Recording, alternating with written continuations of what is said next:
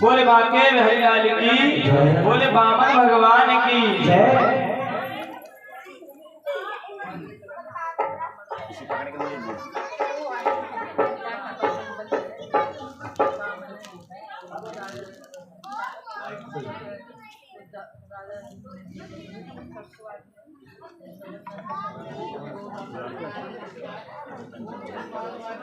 इस प्रकार से भगवान के अनेक अवतार हुए, मत्स्य अवतार भी हुआ भगवान का। एक राजा था जिसका नाम था सत्यव्रत।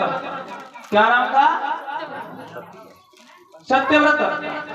जल में रह करके तपस्या कर रहा, और जब भगवान की तपस्या जल में खड़े होकर के कर रहा था, सूर्य को अर्घ दे रहा, उसी समय पर एक छोटी सी मछली और जल में आ गई और मनुष्य रूप में बोलने लगी, प्रभु आप राजा हो और आपका कार्य है प्रजा की रक्षा, तो आप मेरी रक्षा कीजिए। क्यों? क्योंकि यहाँ पर मुझे ये समुद्री जीव खा जाएंगे।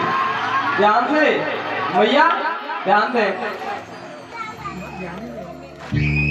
हो गया,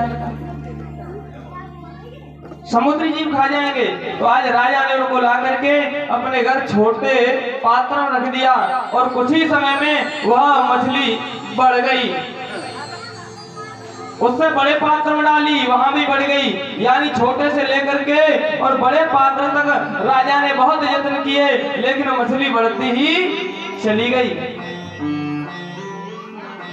आज राजा सोचने लगा, हो न हो तुम दैवीय कोई शक्ति हो, मुझे पर कृपा करके अपना परिचय अवश्य दो। कौन कहने लगा इस बात को? सत्यव्रत नाम का राजा। मैया ध्यान दे लो,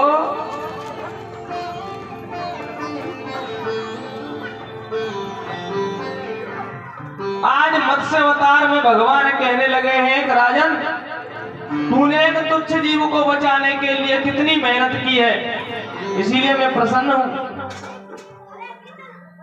मैं जो कहता हूं उसे ध्यान से सुन।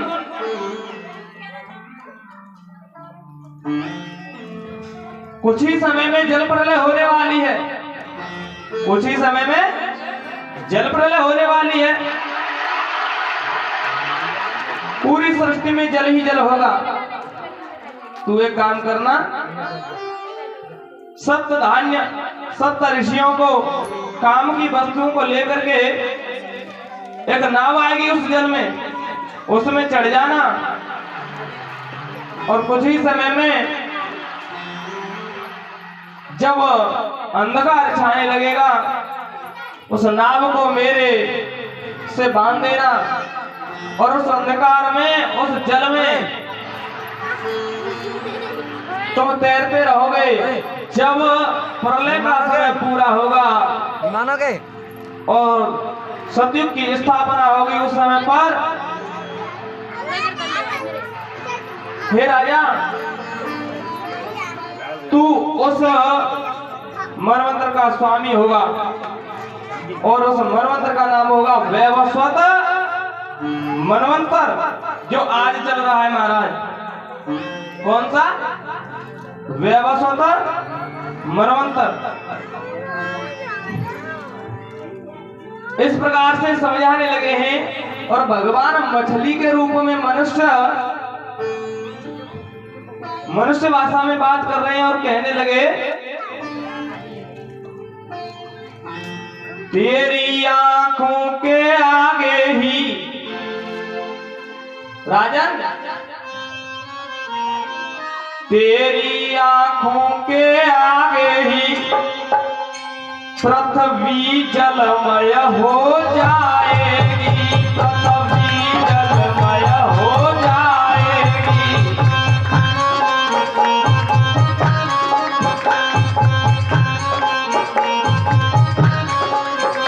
साथ ही सप्तर्षियों के सहित छोटी सी नाव दिखाएगी।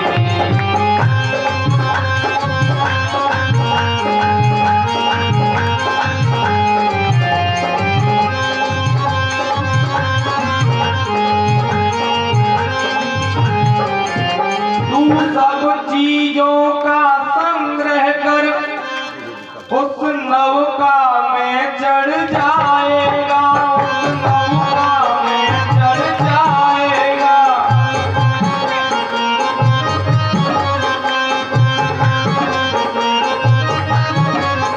फिर मेरे ही उपदेशों से जीवन में मुक्ति पाएगा।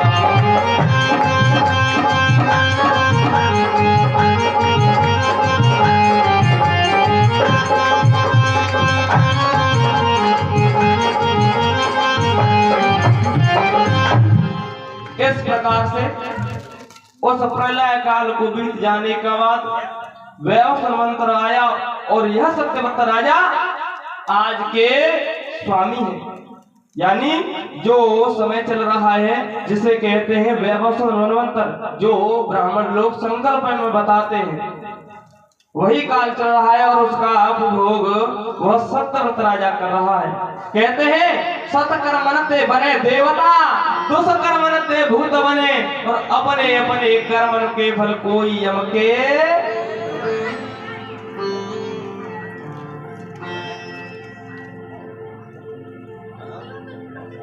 एक सूर्यवंश में राजा हुए हैं जिनका नाम है अम्बरीश।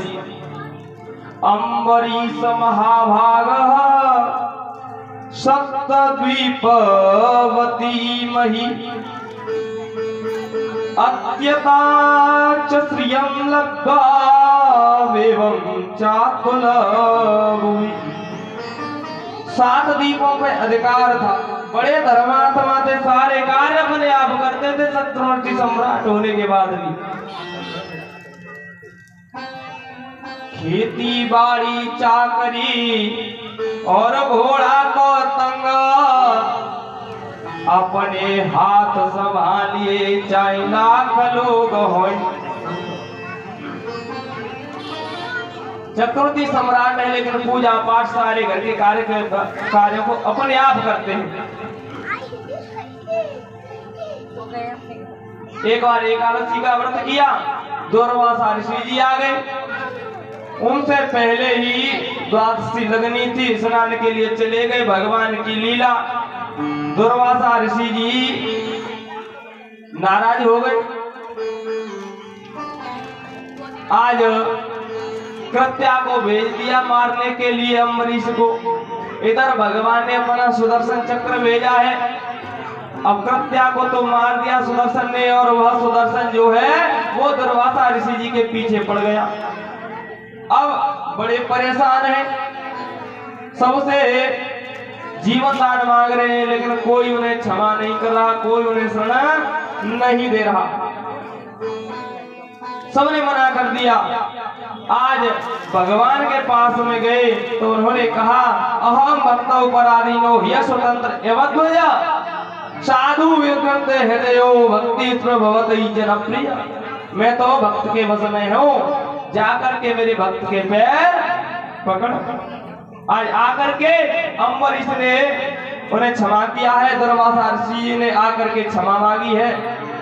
ऐसे बड़े चक्रवर्ती सम्राट हुए। इसी सूर्य वंश में आगे चल करके एक बार इक्ष्वाकु नाम के राजा थे, छींक आई मनु जी को। जैसे छींक आई, इक्ष्वाकु नाम के राजा वहां जन्म लिया है। इनके 100 पुत्र आगे वंश से निजित राजा हुआ है। और जिसका पुत्र है योनास, तो उसके भी कोई संतान 100 नहीं है, लेकिन एक भी संतान एक भी नहीं है। देखिए संसार में 3 दुख सबसे बड़े हैं। कौन कौन से? मैया ये तो कार्य सारे और समय भी हो जाएंगे। कहते हैं 5 पहर धन दे गए, 3 पहर गए, सो 1 पहर हरि नाम बिन मुक्ति कैसे